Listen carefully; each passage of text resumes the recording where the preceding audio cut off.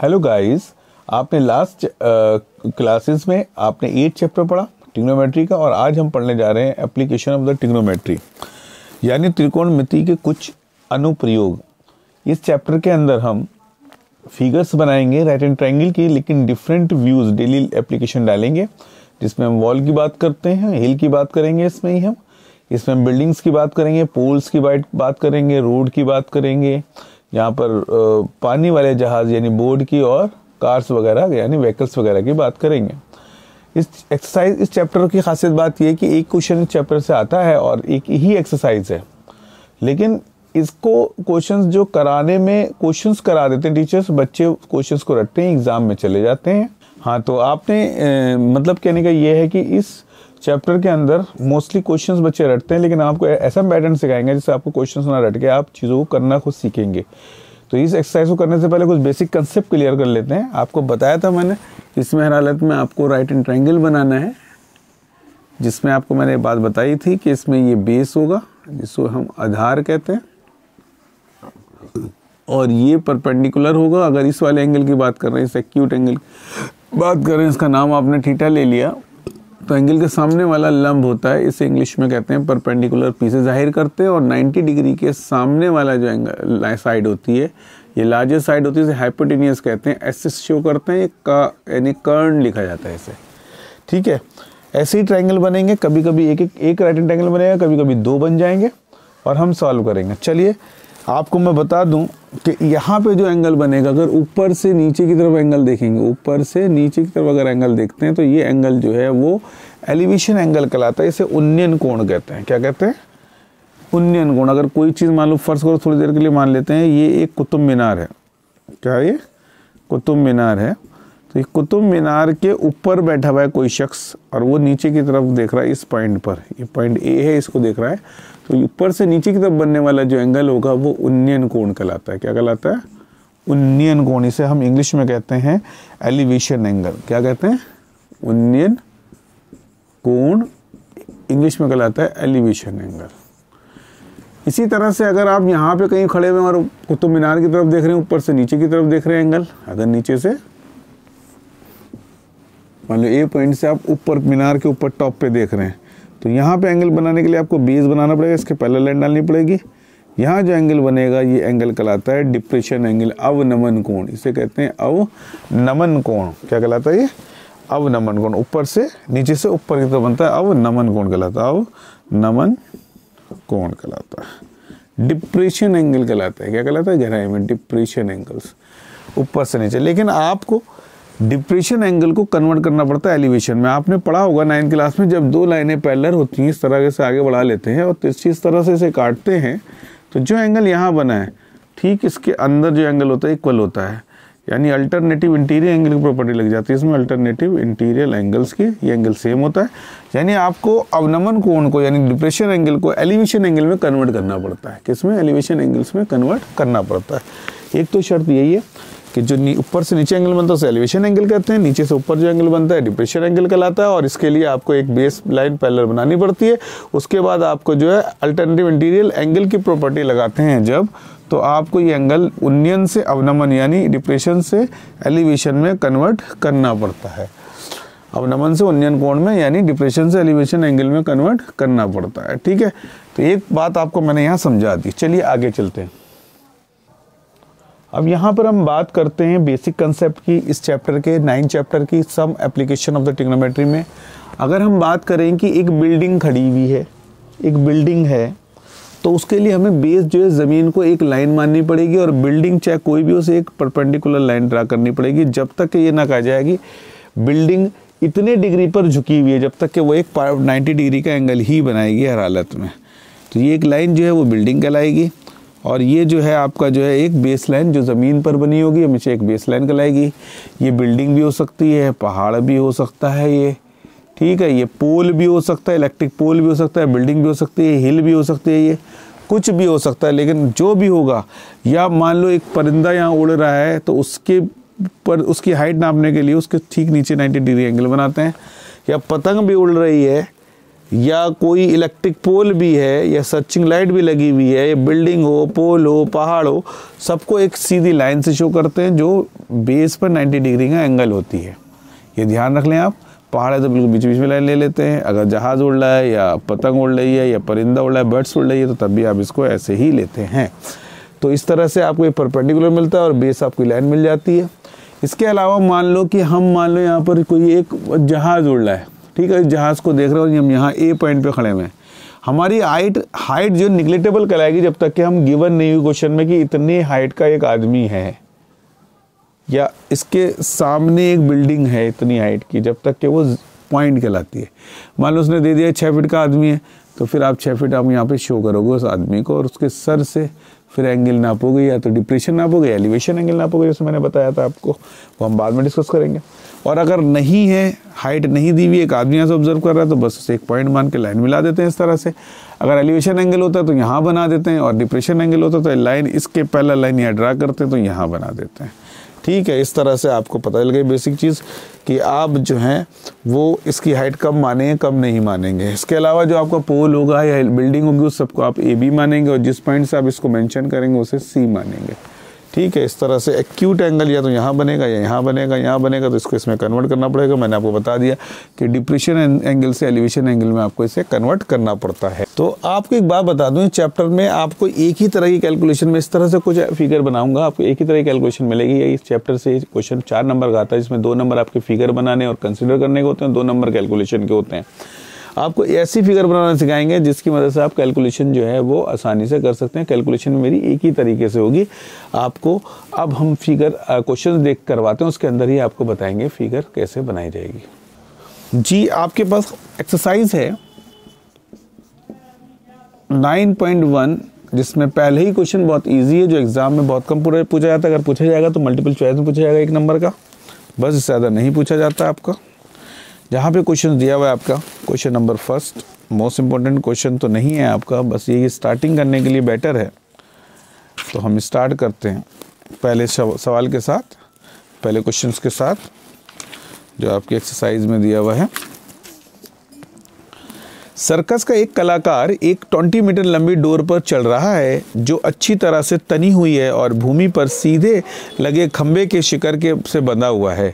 यदि भूमि स्तर के साथ डोर द्वारा बनाया गया कोण 30 डिग्री का है तो खंबे की ऊंचाई ज्ञात करनी है। तो क्या कहना चाहता है वो? कहता है एक आपके पास पोल है, जो सर्कस में आप होते नहीं जोकर वगैरह रस्सी पे चलते हैं, एक पोल है, ये पोल है। अभी जब तक बना रहे हैं जब तक के जो है वही कहलाएगा। मैंने बोला पोल हो या बिल्डिंग हो एक लाइन से शो करेंगे, और ये 90 डिग्री एंगल पर होगी पोल ए बी, और रस्सी के किसी एक पॉइंट पर बना हुआ है। पॉइंट की हाइट नहीं दी जो है तो इसको हम क्या मान लेंगे? सिर्फ पॉइंट सी मानेंगे, ए बी सी मान लेते हैं। यहाँ से रस्सी ठीक इसके पोल के ऊपर टॉप पे बंधी हुई है, ये है रूप यानी रस्सी। तो आपको बताया जैसे कि ये ज़मीन है, ज़मीन के ऊपर ये पोल है, ठीक है, और रूप जो है इसके एक पॉइंट सी से जो है इसके टॉप से बंधी हुई है, आरोपी रूप है इस पे। और उसके साथ ही साथ सर्कस का जो खिलाड़ी वो इस पे चलता है। तो आपको ये बताना है इसमें कि बताइए खंबे की ऊंचाई क्या है। रस्सी की ऊंचाई दी हुई है, रस्सी की लंबाई दी हुई है, रस्सी की लंबाई 20 मीटर लंबी डोर है। कितने मीटर रस्सी है? 20 मीटर रूप है, लंबी है। आपको हाइट इसकी बतानी है, इसमें इसका कोई रोल नहीं है। हमेशा ध्यान रखना 3 साइड में से 2 का रोल होगा, एक का नहीं होगा। जिसका नहीं उसे इग्नोर कर देते हैं, बाकी 2 की बात करते हैं। एक जो निकालनी है और दूसरी जो दी हुई है। उसके लिए आपको एक्यूट एंगल या एलिवेशन एंगल या कोई एलिवेशन या डिप्रेशन एंगल, एक्यूट एंगल दिया हुआ होगा आपको। जैसे यहाँ पे 30 डिग्री दिया हुआ है ऊपर से नीचे की तरफ, नाम तो नहीं लिखा है, ये एलिवेशन एंगल है जो कि एक एक्यूट एंगल है, 90 से छोटा एंगल दिया हुआ है। अब आपके पास एंगल है, आप अगर अब जब तक ये बना रहे हैं जब तक ये रूप थी ये और ये पोल था, और जब बना लिया तो अब हम इसको एक राइट एंड ट्राइंगल कंसीडर करते हो। यहाँ लिखते हैं लेट इन ए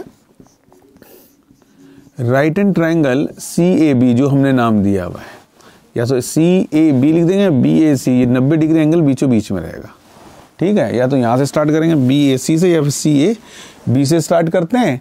और साथ ही जो आपको बता दूं मैं, इसमें जिक्र किसका नहीं है, 90 डिग्री एंगल ये तो अल्टीमेटली ये बेस होगा, ये परपेंडिकुलर होगा, ये हाइपोटेन्यूस होगा, तो बेस को हम कट कर देंगे। अब आपको यहाँ पर रेशियो लेना होता है एंगल का, जिसमें आपको जो पूछा गया था, पोल पूछा गया है, ये लेते हैं रेशियो में, और जो हाइपोटेन्यूस गिवन है वो लेते हैं। लेकिन इससे पहले आपको मैंने बताया था फिगर के और मानने के 2 मार्क्स होते हैं, तो पहले आप कंसीडर कर लेते हैं। आपने मान लिया, इसमें जो गिवन है वो मान लेंगे बी सी बराबर आपने 20 मीटर कंसीडर करा है, और ए भी जो आपको निकालना है हमेशा हाइट को एच मानना, क्या मानना, एच। जो चीज़ पूछी जाएगी उसे मानेंगे पूरा, इसको एच मानते हैं, ठीक है। और मानने को अपने तरीके से भी मान सकते हैं, लेकिन हमारे तरीके से मानेंगे तो फ़ायदा होगा। ए भी बराबर एच मीटर मानते हैं, और इसमें एक्यूट एंगल 30 डिग्री दिया, उसका तो कोई जिक्र ही नहीं कर रहे हैं हम। अब हम कैलकुलेशन तो चलते हैं, आपको बता दिए इतना काम करने के 2 मार्क्स, लेकिन आप सोचेंगे इतने इजी क्वेश्चन में, इतनी इजी में नहीं, जो डबल फिगर बनेंगे ट्रायंगल के उसमें आपको मिलेंगे 4 मार्क्स का क्वेश्चन। ये 1 मार्क्स का भी आ सकता है, 2 मार्क्स का भी आ सकता है आपके, जैसे आपके पेपर की वेटेज होगी वैसे बताए आएंगे मार्क्स क्वेश्चन। अब हम कैलकुलेशन में आते हैं। कैलकुलेशन में हमने आपको बताया था in right and triangle CAB में आपका एक रेशियो जो आ रहा है वो परपेंडिकुलर जो निकालना है वो आ रहा है, जिसको हम AB माना हुआ है, और एक आपका आ रहा है हाइपोटेनियस जो आपके रूप है, यानी इसको हम मानेंगे BC। जब आप P/H लेते हैं तो ये रेशियो आपका जो काउंट होता है वो होता है साइन में, तो यहाँ पे साइन लिख देंगे, और साइन में एंगल जो दिया वो कितना दिया, 30 डिग्री। पिछले चैप्टर में आपको बताया था कैसे लेना होता है। तो इस तरह से आपको P/H जो निकल रहा था वो साइन को इंडिकेट कर रहा था, साइन के साथ एंगल आपका 30 दिया, 30 लिख दिया। अब आपको टेबल में वैल्यू याद होनी चाहिए, साइन 30 की वैल्यू 1/2 होती है, और ए भी आपने कंसीडर कर एच मान लेंगे, प्लेस कर देंगे वैल्यूज़, और BC आपका 20 रख देंगे। आप क्रॉस मल्टीप्लीकेशन कराएंगे तो कोई फायदा तो होगा नहीं, 2 उधर चलाएगा, फिर इधर लाना होगा, सिर्फ आप 20 को उठा के इधर 1 के साथ मल्टीप्लाई कर लीजिए, 2 अपनी जगह पे रखिए। इस तरह से आपको हाइट ऑफ द पोल निकल जाएगी। वो कितनी निकलेगी, 10 मीटर आपकी हाइट ऑफ द पोल निकल गई। चलिए इसी के साथ मैं आपको सेकंड क्वेश्चन कराता हूँ। सेकंड क्वेश्चन में आपको ये दिया हुआ एक ट्री है जो कि टूट जाता है किसी स्टॉर्म की वजह से, और ट्री भी कहाँ पर होगा, सीधी सी बात है ज़मीन पर हो, ज़मीन को बेस मानते हैं, ट्री ले लिया मैंने। ट्री का नाम रख दिया AB। इधर से हवाएं चल रही हैं, हवा चलने से मान लो सपोज कर लो यहाँ से टूट गया ये C पर से, और टूट कर ये हिस्सा जो है वो इस तरह से नीचे गिरा कि गिरने के बाद यहाँ टच करा ज़मीन को, यानी पॉइंट D पर। ये सेम है हिस्सा, जो ये है वो ये हिस्सा है, यानी BC जो बराबर है CD के है, BC बराबर CD है, क्योंकि यही पेड़ का हिस्सा यहाँ इस तरह गिरा कि यहाँ ज़मीन के साथ जो एंगल बनाया है इसने, वो एंगल जो बनाया है वो 30 डिग्री का बनाया है। कितने डिग्री बनाया है, 30 डिग्री से। और ये बता रहा है कि जो ये पेड़ है इसकी आपको टोटल हाइट बतानी है इस ट्री की, लेकिन जहाँ से टूटा है ऊपर से, कह रहा है tree broken due to the storm and the broken part bend so that the top of the tree touch the ground, making angle 30 degree with it. The distance between the foot of the tree to the point where the top touch the ground 8 meter. अब यहाँ पेड़ के पैर से लेकर जहाँ ये touch करा वहाँ तक की दूरी 8 मीटर है। कितने मीटर, 8 मीटर। तब जाकर आपको हाइट बतानी है जो है AB। आपको मैंने बता दिया था जो पूछा जाएगा उसी को H मानेंगे, ये नहीं कि आप ये सेम है तो ये मान लें, आपको पूरी हाइट माननी पड़ेगी। इस तरह से टीचर्स क्या करते हैं, थोड़ा थोड़ा मानते हैं। आपको जो पूछा गया वो मानेंगे तो कैलकुलेशन मेरी सेम होगी और एक जैसी होगी और आसान होगी। आपको पूछा गया था पेड़ आपने AB माना था, पूरा H मान लिया। आप जानते हैं ये सेम है, आप चाहें तो आप एक काम कर सकते हैं, इसको हम जो है वो X मीटर मानेंगे तो अपने आप ही ये H माइनस X निकल आएगा। पूरे में से इसे घटाएंगे तो AC हमारा H माइनस X आ जाएगा, और अब जब ये XC है तो XC भी कहलाएगा H मीटर। इस तरह ये फिगर कंप्लीट हो जाती है। अब जो आपने कंसीडर करा वो मानते हैं हम, यहाँ लिखते हैं लेट माना।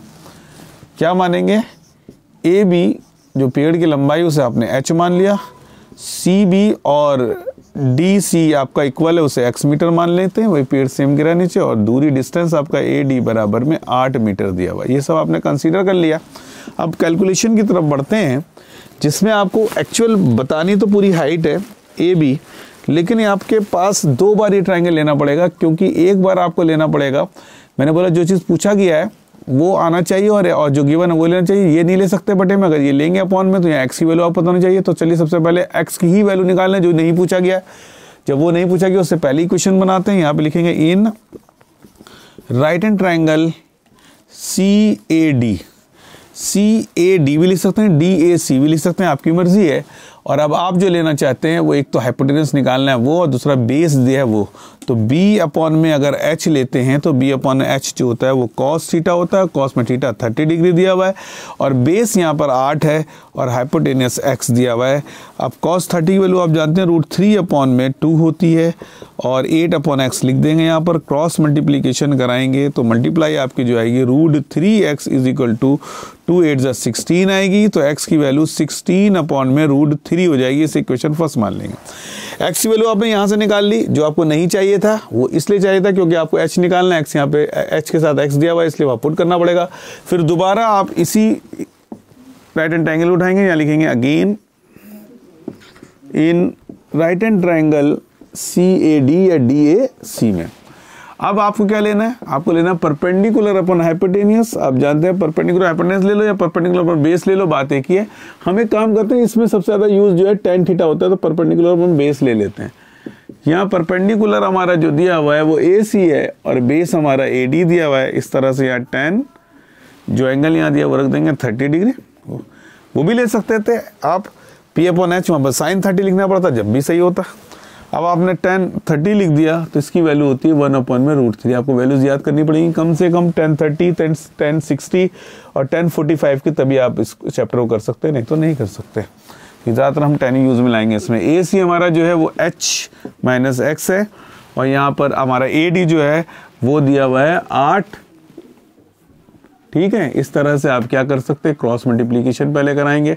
8 1 8, h की √3 से वैल्यू मल्टीप्लाई √3 की, फिर x से मल्टीप्लाई करेंगे। अब वैल्यू पुट करेंगे, x की वैल्यू जो आएगी यहाँ पुट कर देंगे। आपकी क्या ये देख के बताइए, √3h माइनस √3 x की जगह मल्टीप्लाई में लिखेंगे 16 अपॉन में √3 कैंसिल आउट हो जाएगा। यहाँ √3h बचेगा, माइनस 16 बचेगा, माइनस 16 उठ के इधर आएगा तो प्लस 16 हो जाएगा। 8 के साथ √3h यहीं पे रहेगा, ये दोनों ऐड हो जाएंगे, ऐड होकर 24 हो जाएगा। तो मैं यहाँ पे √3h लिखूंगा, जो √3 मल्टीप्लाई में डिवाइड में चला जाएगा।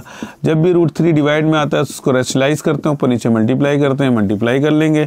अब इन दोनों की मल्टीप्लाई करेंगे, रूट के बाहर है तो बाहर ही रहेगा, अंदर वाला अंदर, यहाँ पेयर बाहर निकल जाएगा। 3 से 24 कितनी जा पे जाएगा, 8 जा पे कटेगा। इस तरह से आपकी हाइट जो आ जाएगी, जो ट्री की हाइट है वो निकल जाएगी 8√3 मीटर।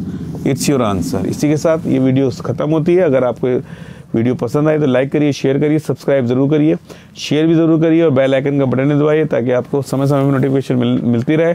माफ़ी चाहता हूँ, बहुत दिनों के बाद वीडियो दी है मैंने, आप वेट कर रहे होंगे और आइंदा कोशिश करेंगे रेगुलर रहें। किसी वजह से मैं वीडियो नहीं डाल पाया, ठीक है। मेरी वाइफ की तबीयत ख़राब थी, आप उसके लिए दुआ कीजिए क्योंकि उसमें हमें टाइम नहीं मिल पाया वीडियो डालने के लिए, और आपकी दुआ हमारे काम आएगी। उम्मीद करते हैं आप दुआ करेंगे। धन्यवाद।